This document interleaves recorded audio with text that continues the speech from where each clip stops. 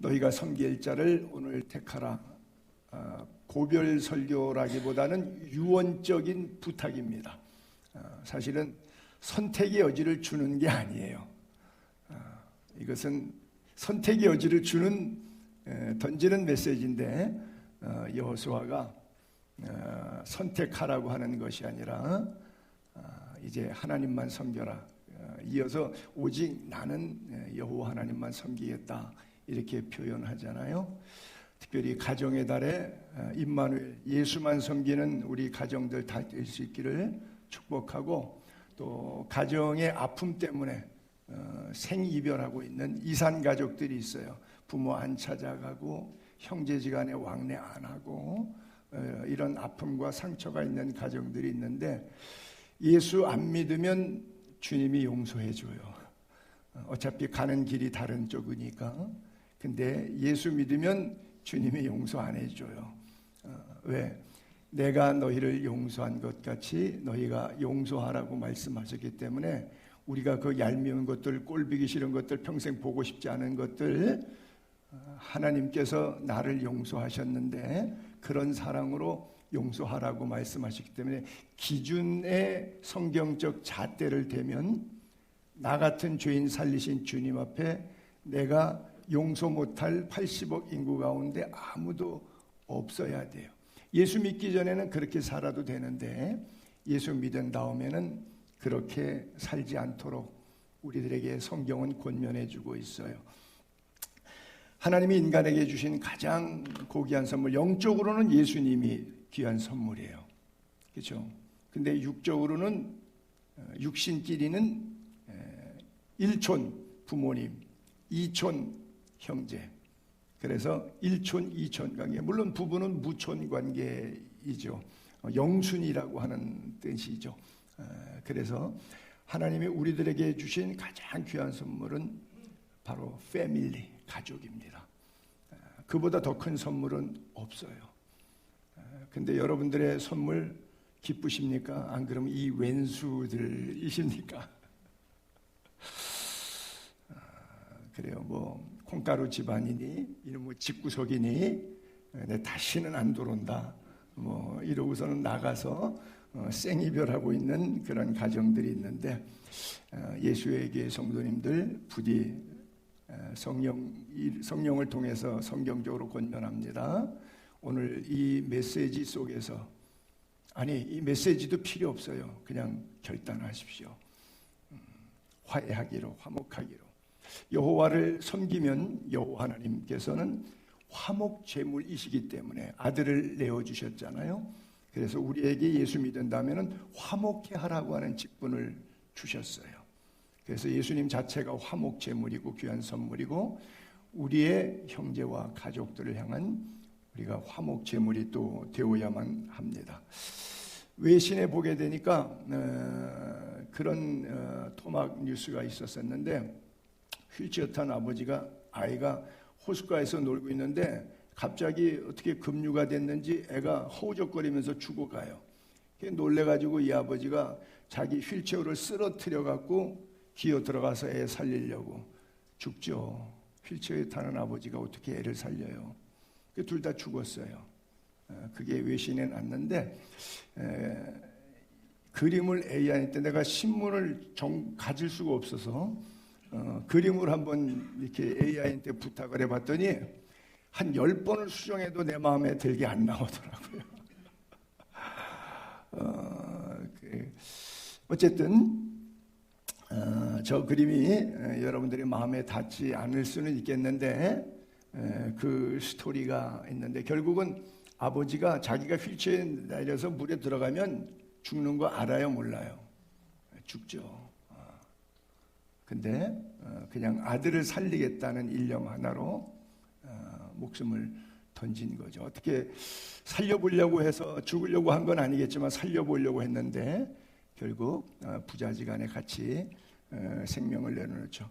제가 어제 이 그림 동영상을 AI한테 부탁하고 설교 준비하고 하다가 갑자기 생각이 났는데, 본인이 앞에 계셔서 좀 예화로 사용하기는 적정하지 않을런지 모르겠지만, 그래도 나쁜 예화가 아니라서 사용하고자 합니다.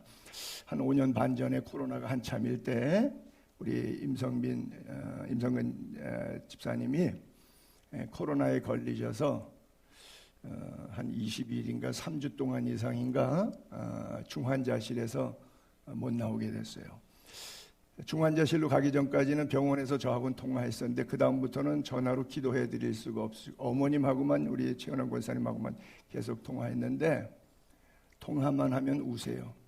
날마다 우세요. 어머님의 기도가 뭐냐? 하나님, 나 오래 살았으니까 난 죽어도 좋으니까 우리 아들은 죽으면 안 돼요. 아들은 살고 차라리 내 생명 거둬가세요 라고 기도하시는 거예요. 이게 가족입니다. 이보다 더 큰 선물이 있어요? 이보다 더 큰 은혜가 있어요? 가슴 먹먹한 사랑과 감동이 우리들 가운데 있는 상대 사람이 바로 가족이에요. 하나님이 주신 놀라운 선물들입니다. 이 선물을 기쁨으로 잘 누릴 수 있게 되기를 바랍니다. 이 감정의 어떤 느낌이 전달이 잘 안 될 것 같은데 여러분 사람의 삶에 있어서 예를 들어서 지금 5년 동안 우크라이나와 러시아가 전쟁을 합니다. 통계를 보았더니 15만 명이 죽었어요. 그동안에. 여러분은 관심도 없고 그렇게 죽은지도 모르고 그랬냐는 생각이죠. 그렇죠? 15만 명의 각자 한 사람의 가족의 아픔이 있겠죠. 자식을 잃었고 남편을 잃었고 아빠를 잃은 당사자들이 얼마나 많아요. 15만 명이 죽었으니까. 부상자, 평생 불구로 살아야 되는 다리, 팔 절단된 사람들까지 계산하면 엄청난 숫자인데 그냥 통계로 15만 명, 연 3만 명씩 죽었다 이렇게 써 있더라고요. 그냥 통계 숫자에 불과해요. 우리에게는 전혀 감동이 와서 닿지 않죠. 그랬냐? 그렇죠?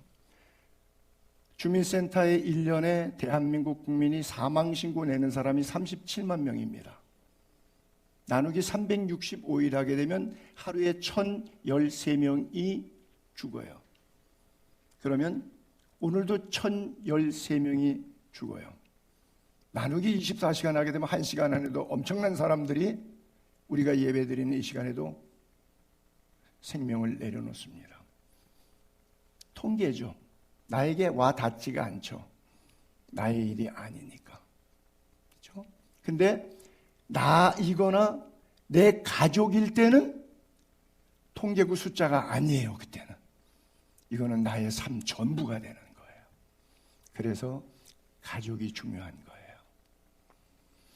여러분들의 가족 식구들 서로 화목하고 사랑하며 지낼 수 있게 되기를 바랍니다. 그런데 그렇기 위해서는 돈으로 화목할 것 같지만 돈 때문에 싸워요.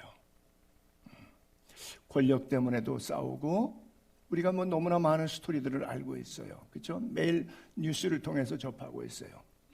그러나 진정한 예수를 믿는 사람은 원수도 사랑할 수 있어요. 그렇죠? 그래서 첫째도 예수. 예수라는 단어 뜻은 구원이라고 하는 뜻이라 그랬죠. 첫째도 예수, 둘째도 예수, 셋째도 예수. 꼭 예수 구원을 선택하는 지혜로운 사람이 될 수 있기를 바랍니다. 우리 인생은 날마다 선택의 기로에 서 있어요. 눈 뜨고 세상 밖에 나가면 악령이 지배하던 성령이 지배하던 선과 악이 죄와 의가 공존합니다. 알곡과 가라지가 함께 공존합니다. 그리고 죽은 사람은 천국과 지옥으로 갈래길이 나누어집니다. 우리가 걷고 있는 길이 아직 천국과 지옥 가는 단계에 오지 않았으니까 살아있으니까 가는 길이 계속 가고 있는데 이게 지금 점점 가면 결론은 천국 가는 길인지 지옥 가는 길인지를 결정할 수 있게 되기를 바랍니다. 죽은 다음에 결정권 없어요. 살아있을 때 지금 여러분들이 스스로 하나님이 주신 자유의지로 결정할 수 있습니다. 좋은 선택할 수 있기를 바랍니다. 이것은 선택을 하시라는 말씀이 아니라 강요된 거예요. 첫째도 둘째도 셋째도 예수밖에 없어요. 주 예수보다도 귀한 것 없습니다. 주 예수보다도 귀한 분 없습니다. 다른 이로서는 구원을 얻을 만한 기타 종교를 우리에게 주신 일이 없습니다. 오직 예수 그리스도만 길이요 진리요 생명입니다. 그 주님이 우리의 가정을 만드시고 배우자 그리고 내 가족, 자녀, 친인척들을 주변에 허락해 주셨어요. 협력해서 하나님의 나라를 세워가라고 만들어주신 공동체입니다. 그래서 여러분 일생 살면서 제일 중요한 공동체는 첫째는 가정 공동체, 교회 공동체보다 더 중요해요. 가정 공동체가 첫째이고 그리고 두 번째가 교회 공동체입니다. 여러분들이 가정 같은 교회가 되고 교회 같은 가정이 되어야 돼요. 그래서 먼저는 여러분들의 가정이 성령으로 충만해질 수 있게 되기를 바랍니다. 사실 오늘 본문 여호수아가 얘기했는데 모세가 복음의 어떤 의미에서는 1세대입니다. 출애굽해서 요단강 건너 가나안 땅에 오기까지 모세가 말씀으로 그들을 리드해 왔어요. 그리고 모세가 받은 하나님의 약속의 말씀 계명들을 넘겼어요. 법궤 안에 넘고 그 법궤를 메고 지나갈 때 요단강이 그냥 저절로 갈라졌어요. 요단강 도하는 하나님의 말씀이 이루어놓은 작업이에요. 그리고 들어가서 그 다음부터는 여호수아가 모세하고는 약 40년의 차이가 납니다. 120세의 느보산에서 죽죠. 80의 리더십을 발휘하고 그때 나이 40대 같이 출애굽 따라 나와서 이제 40에 따라 나와서 40년 강해서니까 가나안 땅에 들어갈 때 그의 나이는 여호수아의 나이는 80이죠.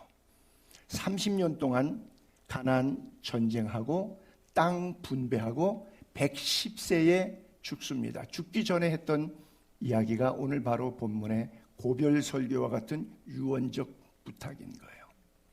강 저쪽 요단강 건너편 쪽에 있을 때 홍해바다 건너오기 전에 저쪽에 있었을 때 애굽에 있었을 때 섬겼던 그런 신들을 섬길 것인지 아니면 가나안 땅에 들어와서 아모리 족속들의 브리스 족속, 히위 족속, 이 가나안 7족속들의 우상을 섬길 것인지 너희는 오늘 택하라.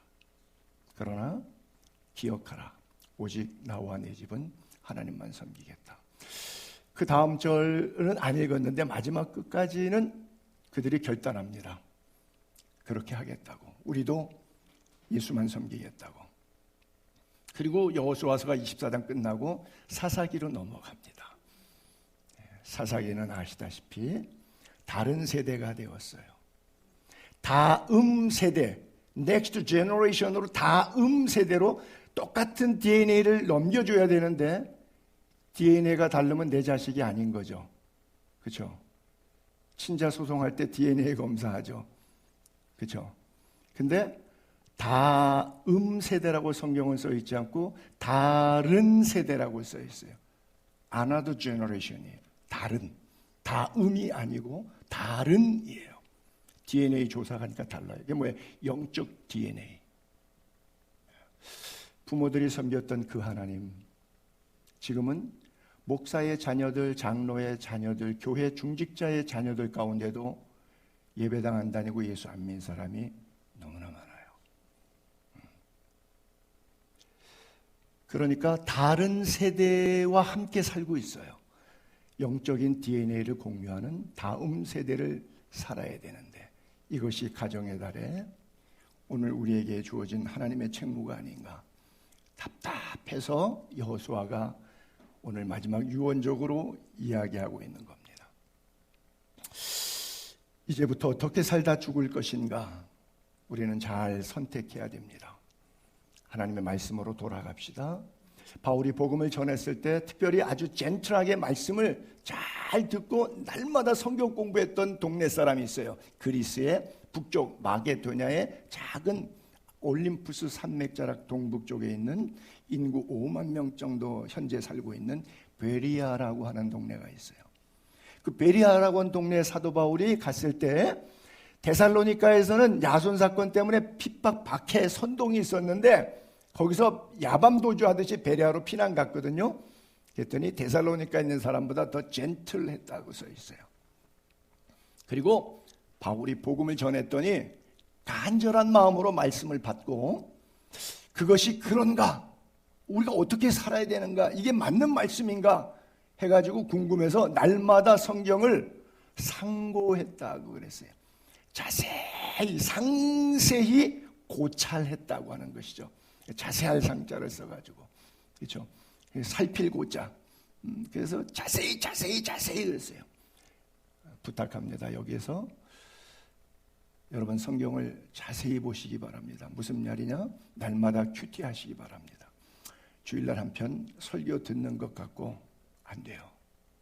이것 갖고 마귀를 이길 힘이 약해요. 공중권세 잡은 사탄의 세력이 우는 사자처럼 때로는 광명한 천사처럼 양수겹장으로 우리에게 달려드는데 일주일 내내 성경 한 구절 안 읽고 핸드폰은 하루 6시간 보는데 성경은 6분도 안 읽는데 예배당 가서 주일 성수 개념적 썬데이 크리스찬으로 설교 30-40분 한 자락 들은 것 갖고 내 영성을 365일 버텨 나가는 여러분들에게 삶과 존경함을 드립니다. 그러지 마세요. 날마다 데일리 큐티 하세요. 습관이 안 되면 하루에 5분 한 장만 읽어도 좋아요. 그러다 보면 이게 2장이 되고 10장이 되고 30분이 되고 1시간이 돼요. 누누이 강조합니다. 제 목회의 초점은 사후 준비고 그 사후 준비가 흔들리지 않고 잘 되려면 사후 준비에 대한 것을 뭘 알아야 사후 준비를 하죠. 예를 들어서 노후 준비한다 그러면 뭐 재테크 방식이라든 돈을 어떻게 모을지 어디에 투자할지 얼마를 모아서 어떻게 해야 될지 이거 알아야지 노후 준비할 거 아니에요. 똑같아요. 사후 준비 어떻게 할 거예요? How to do. 방법이 있을 거 아니에요. 그 방법이 성경을 상고하는 거예요. 구원의 길이 여기에 있습니다. 예수 그리스도 안에 있어요.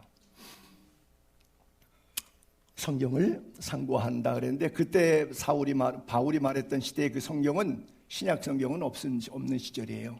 그러면 구약을 상고했다는 뜻이에요. 그래서 이 구약에 특별히 모세오경을 상고한 거예요. 그리고 모세오경 가운데서도 하나님께서 모세의 40년 광야 끝자락의 마지막 고별 설교로 말할 수 있는 것이 데프테로노미, 두 번째 반복한 율법이라는 신명기예요. 그 신명기를 걸어서 6장에 쉐마, 들으라 이스라엘아, 쉐마 이스라엘 이렇게 표현하는 거예요. 거기 보니까 너희에게 가르치라고 명하신 명령, 이미 10계명 받은 이후에요. 규례, 법도 너, 내 아들, 내 손자, 이건 뭐예요? 자자손손. 그렇죠? 다른 세대를 만들지 말고 다음 세대를 만들어라는 거예요. 평생 내 하나님 여호와 경외해라. 내가 너희에게 명한 그 모든 규례, 명령 지키기 위한 것인데 그래야 너희들이 잘 돼. 이렇게 써 있어요. 결국 하나님 말씀대로 사는 것은 종교적으로 내가 내 마음대로 자유롭게 사는데 억울한 불편한 것이 아니라 정말 내가 가장 잘 되고 건강하고 장수하는 비결이 하나님의 말씀 안에 있다라고 하는 거예요. 그리고 이게 바로 이스라엘, 쉐마 이스라엘. 우리 하나님 여호와는 유일한 하나님이에요. 유일한 하나님이에요. 다원주의 종교사관 안 됩니다. 불교도 좋은 거야. 조로아스트교도 좋은 거야. 회교도 좋은 거야. 모슬렘, 힌두교 다 좋은 거야. 그렇지 않아요. 우리 하나님 여호와는 유일하신 분입니다. 마음, 뜻, 힘을 다해서 사랑하십시오. 자, 질문. 마음으로만 대답하시는 거예요. 제 질문은 절대 입 밖으로 대답하지 마세요. 마음을 다해서 사랑하고 계십니까? 하나님을? 뜻을 다해서 하나님 사랑하십니까? 힘을 다해서 하나님 사랑하고 계십니까? 남은 시간 삶에 여유 있을 때 짜투리에 그저 취미 생활 정도의 교회 다니는 생활, 신앙 생활이십니까? 천국은 침노를 당하나니 빼앗는 자의 것이라 그러기 때문에 구원은 공짜로 얻지만 정말 구원받은 사람은 공짜적 삶을, 값싼 은혜의 삶을 살지 않습니다. 그 사람 살아가는 삶의 모습을 보면 치열하고 부지런하게 하나님을 향한 마음과 뜻과 힘이 모두와져 있는 예배자의 모습, 신앙인의 모습. 그래서 그리스도의 향기와 편지로 보이고 냄새 나게 되어 있어요. 예수쟁이는 냄새 나요. 예수쟁이는 보여요. 그래서 빛과 소금의 역할이라고 표현하고 있어요. 이 말씀을 마음에 새기고 자녀에게 부지런히 가르치고, 집에 있을 때도 딴 얘기하지 말고 말씀 이야기하고, 길 가다가 둘이서 어느 레스토랑 가니까 싸고 맛있더래 이런 얘기하지 말고 복음 얘기하고, 누워 있을 때도 부부지간에 성경 말씀, 오늘 하나님이 나와 함께 하신 은혜 나누고, 일어나서도 할렐루야 주님 감사합니다, 간밤도 은혜 가운데 잠잘 자게 하시고 오늘도 새날 주시오니 주여 새로운 은혜로 살아가게 하옵소서 기도하고, 그냥 입에서 말씀이 떠나지 않는 거예요. 손목에도 매고 미간에도 붙이고 문에도 기록하고, 그래요. 이스라엘 사람들은 그렇게 하잖아요. 이게 손목에 매고 저기 가운데 박스 안에 신명기 6장 말씀을 1절부터 8절까지 말씀을 깨알같이 히브리어 써가지고 꼬깃꼬깃 좁아가지고 저 박스 안에 집어넣은 거예요.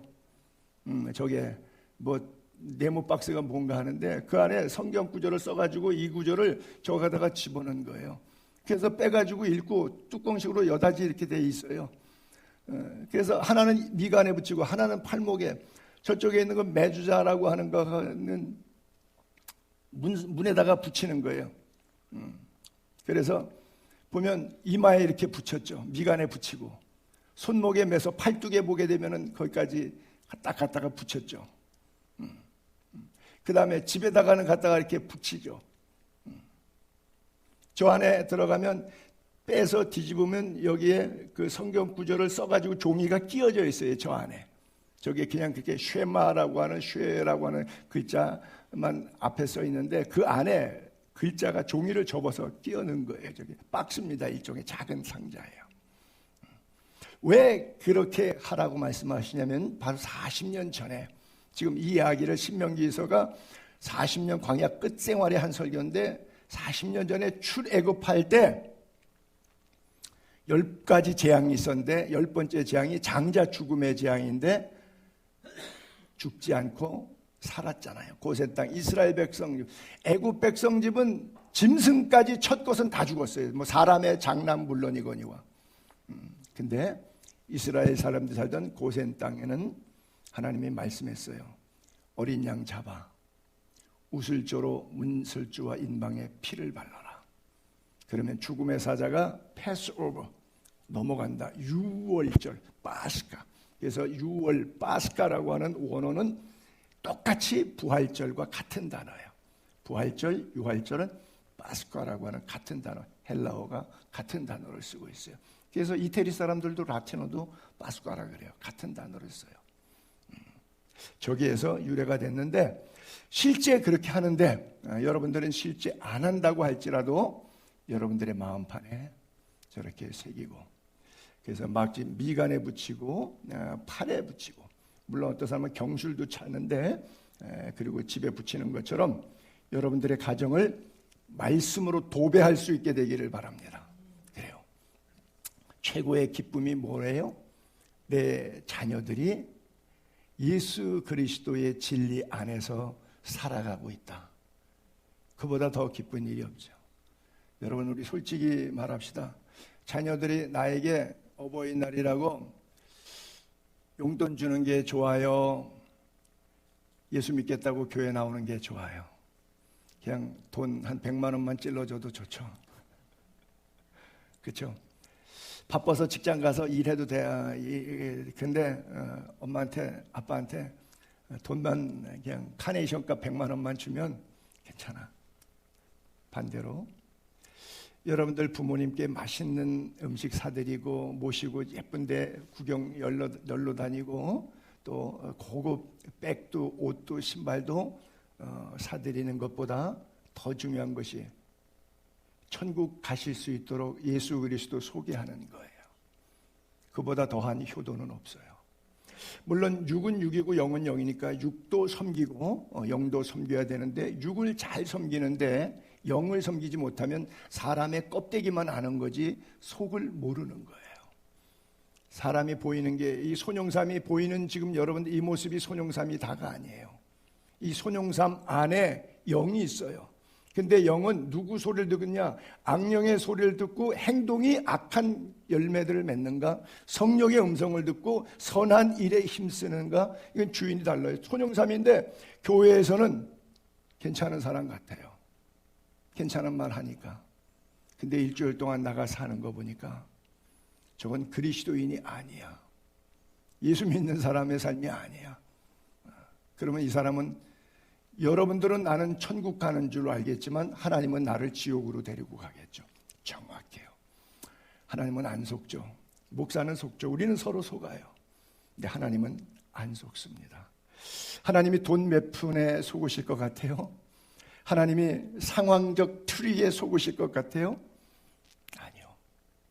자, 권면합니다. 믿음의 가정 몇 가지로 제가 요약해서 말씀을 좀 드릴게요. 어떤 가정이 믿음의 가정, 좋은 가정일까?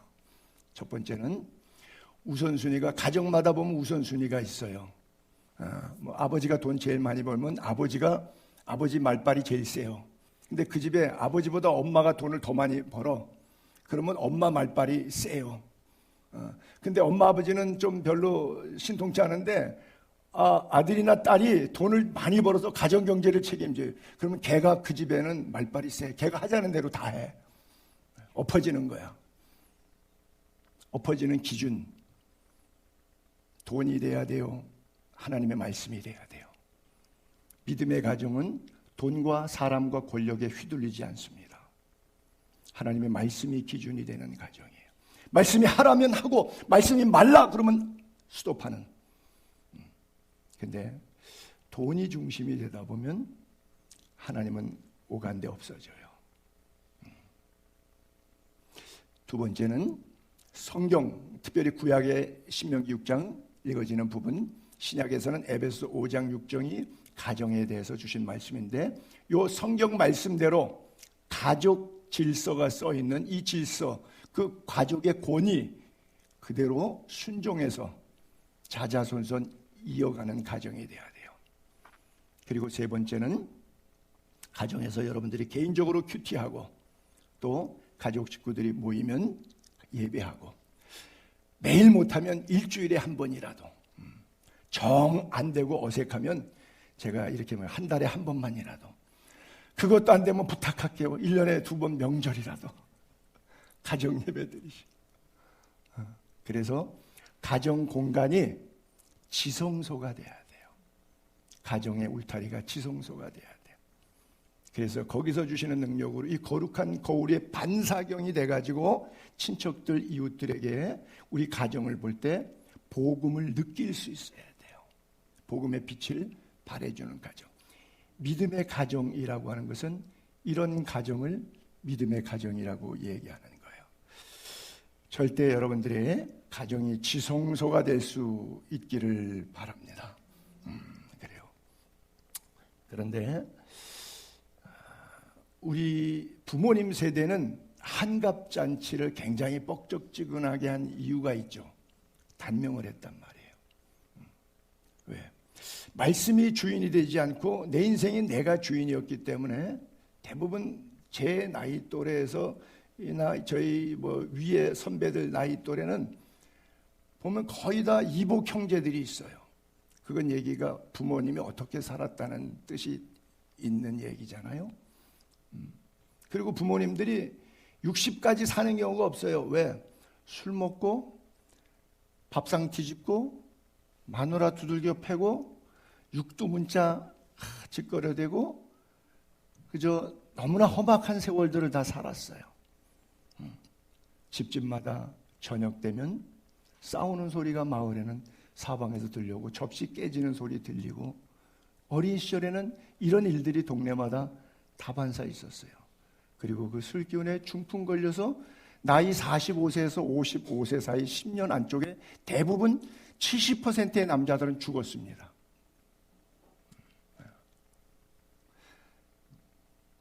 그게 우리들의 가정사였어요. 대한민국의 5,000년 역사에 대한민국 가정은 이런 가정들이었어요. 그러나 예수 믿고 변화된 거예요. 여성의 인권을 존중하게 되었고요. 저희 어머님 세대만 해도 외할아버지가 계집아이는 학교 다니는 거 아니라 그래서 초등학교를 못 나왔어요. 저희 어머님 세대만 해도. 딱 26년생이니까 금년해가 만 100년 전 이야기가 되겠네요. 우리 어머님 태어나신 지 100년째 되는 해인데 그 시대는 그랬어요. 근데 지금은 다 웬만한 판검사, 변호사, 괜찮은 자리는 전부 다 시험 봐서 합격하는 자리는 다 여자들이 다 차고 있어요. 복음이 들어오기 전에 어려웠는데 선교사가 들어와서 복음을 전하고 스크랜턴 여사가 이화여대 이화 만들고 언더우드가 연세 만들고 아이들 모두 가르치고 선교사가 자기 집에 김한란이라고 10대 소녀 데려다가 식모로 썼는데 애가 너무 똘똘하니까 미국 갈 때 데려가 가지고 미국에서 학교를 보내서 김한란 여사가 뒤집어져 가지고 한국에 와서 문교부 장관 했잖아요. 그리고 여성 개화를 앞섰잖아요. 이화여대 총장도 하고. 그러니까 다 누가 키웠어요? 선교사가 키운 거예요. 뭘로 키운 거예요? 돈으로 길렀어요? 아니요, 복음으로 키웠어요. 사람은 어떻게 살아야 되는지, 가정이 무엇인지, 성경에 뭐라고 써있는지, 인간을 만드신 하나님께서 가정제도를 질서를 만드시고 그 권위 안에서 어떻게 살아야 되는지 너무나 좋은 것들을 가지고 있는데 전혀 성경을 모르니까 내 인생이 내 것이라고 내 맘대로 살다 보니까 100년 전부터 50년 전까지만 해도 우리의 선대 사람들은 그렇게 5,000년 동안 살아왔습니다. 복음이 있는 자의 삶과 복음이 없는 자의 삶. 지금도 복음이 없는 국가들 속에 들어가 보면 똑같이 그렇게 살고 있어요. 아직도 미개한 나라들이 얼마나 많아요. 마을마다 시골마다 가보세요. 미개한 동남아시아에 얼마나 많아요. 그래요. 모세가 부탁합니다. 너희들이 가나안 땅에 들어가면 건축하지 않았는데도 거기 집이 있어. 크고 아름다운 성읍을 갖게 될 거야. 그 안에 물건 채우지 않았는데도 한샘 인테리어에서 아주 멋있게 잘 해놨을 거야. 파지 아니한 우물, 심지 아니한 포도, 감람나무. 그래서 먹고 배부르게 될 거야. 근데 조심해. 꼭 그렇잖아, 인생. 없을 때는 신앙생활도 잘해요. 믿음 생활도 잘해요. 조금 배불러지면 그래 떠나요. 이런 사람들이 참 많아요. 조심하라. 여호와를 잊지 말라. 내 하나님 여호와를 잊어버리지 않도록 삼가하라.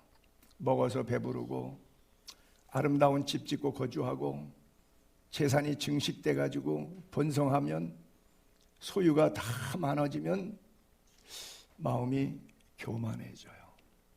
여러분, 하나님이 은혜를 주실 때 교만의 재료로 쓰지 않고 더 겸손해서 돈을, 물질을 축복 개념이 아니라 은사 개념으로, 소유 개념보다는 사용 개념으로 교만하지 않게 끝까지 하나님 잊어버리지 않고 정직하게 말씀대로 살아갈 수 있는 사람, 그 사람 속에서 살아가는 가족, 패밀리들, 자녀들, 손들 얼마나 믿음 생활 잘할까요? 나는 예수의 교회 지체들이다. 그런 성도님 가정 될 수 있게 되기를 바랍니다.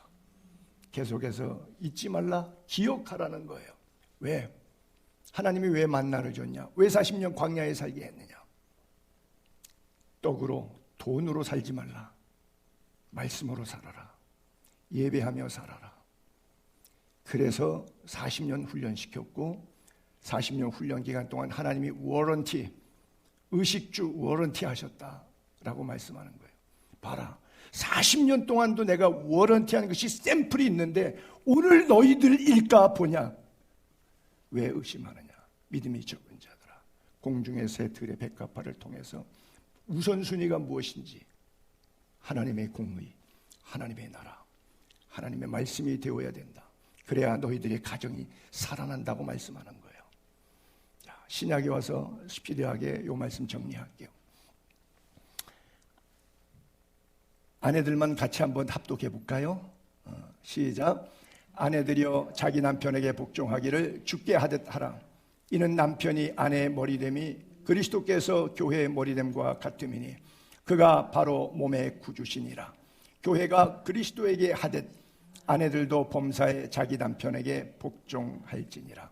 맨 위에 줄에 복종이란 단어, 맨 아래 쪽에 복종인데 마치 그리스도께서 교회의 머리됨처럼, 교회가 그리스도에게 했던 것처럼. 여러분, 이게 여러분들이 살아보니까 탐탁치 않을 거예요. 아이고, 뭐 우리 남편 우습게 할 거예요. 여러분들이 우습게 알아도 하나님은 당신의 남편을 우습게 알지 않습니다. 그걸 기억하십시오. 그렇다면 말씀대로 순종하면 남편이 바뀝니다. 내가 버티는 한 남편은 안 바뀝니다.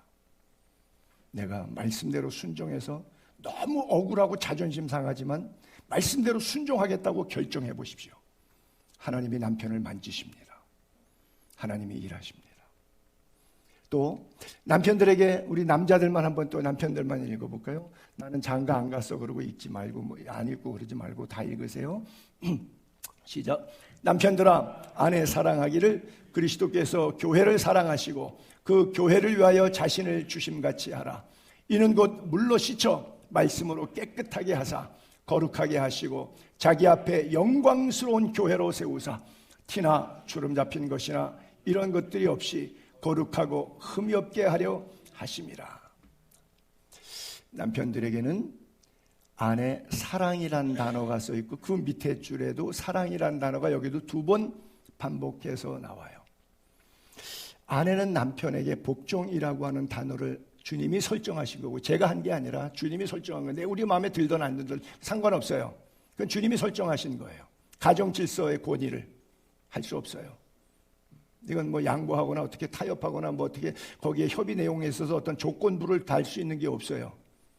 반대로 남편은 아내에 대해서 사랑입니다. 남편들이 이렇게 생각하지만, 아이고 얄미워 죽겠는데 사랑받을 만한 짓을 해야 사랑을 하지. 아니요. 당신을 하나님이 사랑받을 만한 짓에서 구원하신 줄 아십니까? 그렇지 않아요. 이 명령도 순종하세요.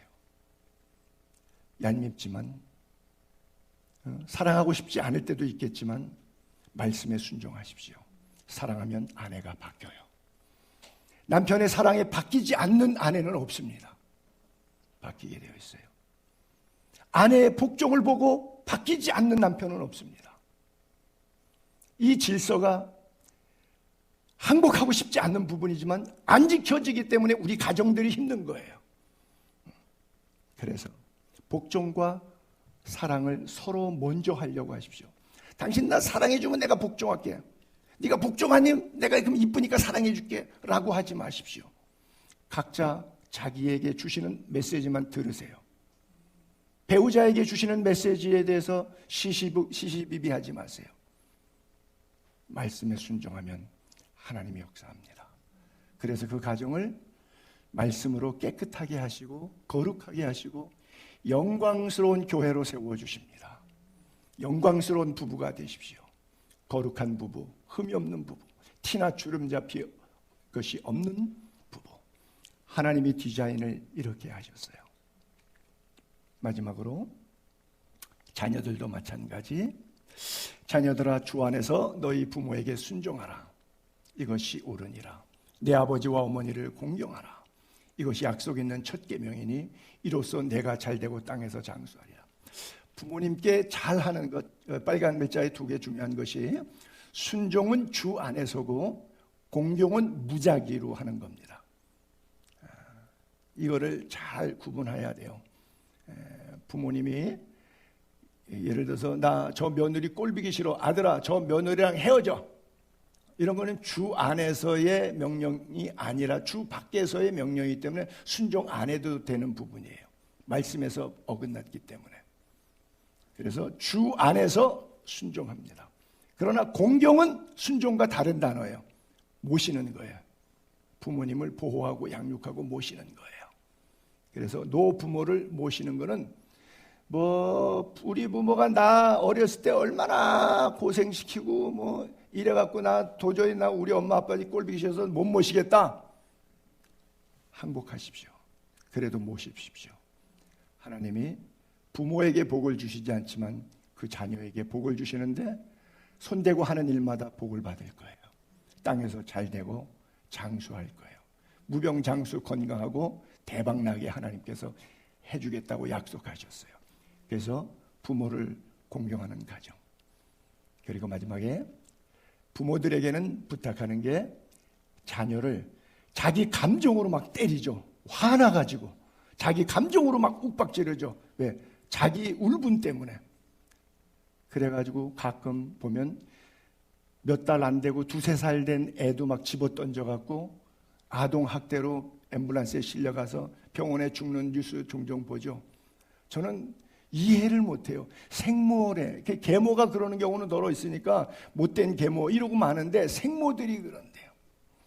어떤 생모는 PC방 가서 논다고 이틀 동안 애 우유를 안 먹어서 애가 굶어서 죽고 썩고 막 이런 지경까지 와요. 우리가 부모 입장에서 자녀들에게 하나님이 나에게 주신 선물이에요.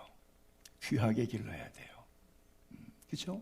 그래서 자녀를 노엽게 하지 말고 주의 교훈과 훈계로 양육하라. 자녀를 노엽게 하지 말니까 잘못하면 애가 스포일킷, 버리장머리 없는 녀석 됩니다 라고 생각하는데 그렇지 않아요.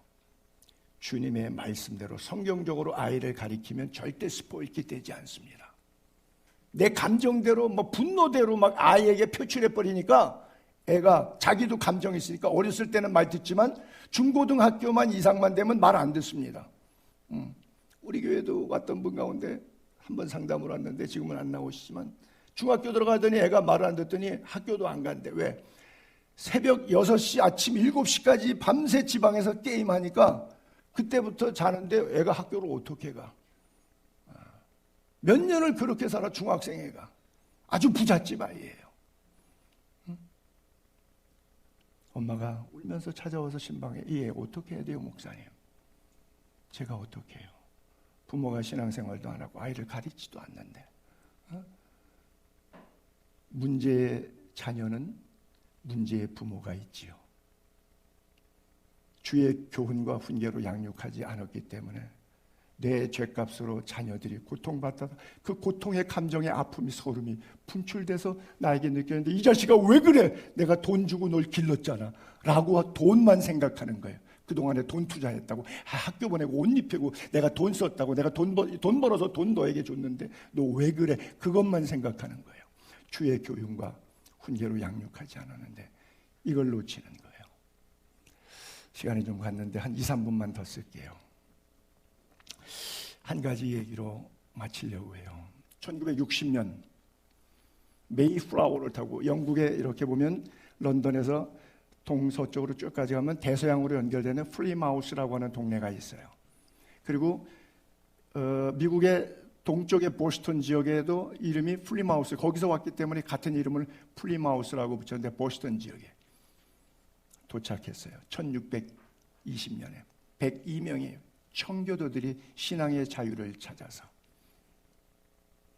그들이 도착했습니다. 믿음이 좋으신 분들이에요. 제일 먼저 그들이 모여서 회의했습니다. 앞으로 하나님이 주신 신대륙의 이 땅에서 우리가 어떻게 살까? 지금 미국 사람들의 전신은 그 102명이 시작의 원조입니다. 물론 나중에 제3국 사람들이 이민 가서 막 3억까지 늘었지만 미국의 건국은 그 103명이 세운 나라예요. 102명이 세운 나라예요. 9월달 출항해서 11월 도착할 때까지 66명이 출항하면서 한 명이 죽었어요. 근데 배 안에서 한 명이 태어나서 숫자는 똑같이 102명이 된 재미있는 스토리를 가지고 있어요. 그들이 결정했어요. 우리가 이제 이 땅에서 신대륙에서 살아갈 건데 제일 먼저 우리 오두막 같은 거라도 예배당 짓자. 우리가 예배하자. 두 번째 학교 짓자. 성경 가르치자. 말씀으로 애들을 교육하자. 세상 교육이 아니라 하나님의 교육하자. 그리고 세 번째 각자 집을 짓고 살자. 그래서 건축의 과정이 첫 번째는 예배당 지었고, 두 번째 학교 지었고, 세 번째 자기 집 지었어요. 그 공동체의 강함. 그래서 In God we trust. 우리는 하나님 안에서 신용한다. 모든 달러나 코인에 보게 되면 그렇게 써 있어요. 여러분들 달러 화폐 보세요. 거기 영어 문자 써 있는데 In God we trust라고 써 있어요. 저 정신입니다. 돈, 물질이 중요한 게 아니에요.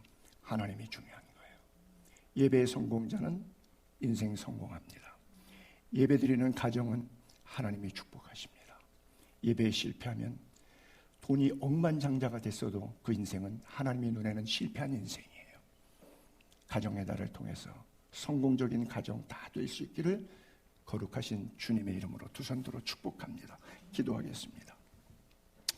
오직 나와 내 집은 여호와 하나님만을 섬기겠다고 했던 유언적 고별적 메시지를 통해서 오늘 나는 나의 생명에 남은 날 동안 나의 자녀들에게 무엇을 남기고 떠나야 될지 고민하며 기도하며 결단하는 시간 되게 하여 주옵소서. 하나님의 부르심 앞에 정직하게 서는 저희가 되게 하여 주옵소서.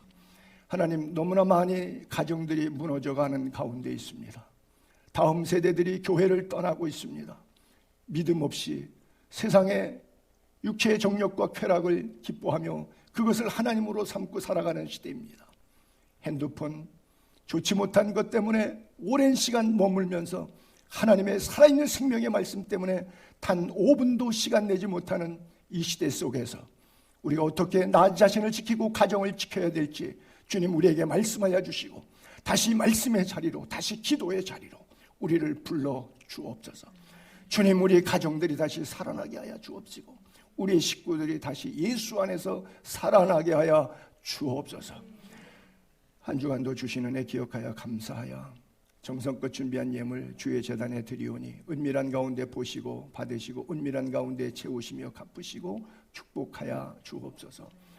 음으로 양으로 섬기고 애찬으로 봉사하고 하나님 나라의 거룩한 영광을 위하여 하늘의 미랄처럼 수고하는 귀한 남녀 종들 축복해 주시고 열방을 가슴에 품고 선교하는 주의 백성들에게 가지는 못하지만 보내는 선교사로서의 사명을 감당하는 또 후원자들에게 하나님 큰 은혜 베풀어 주셔서 마지막 때까지 주님 다시 오실 때까지 선한 일에 더 부여로운 종들 되도록 큰 은혜 베풀어 주옵소서. 우리 주 예수 그리스도 이름으로 축복하며 기도하옵나이다.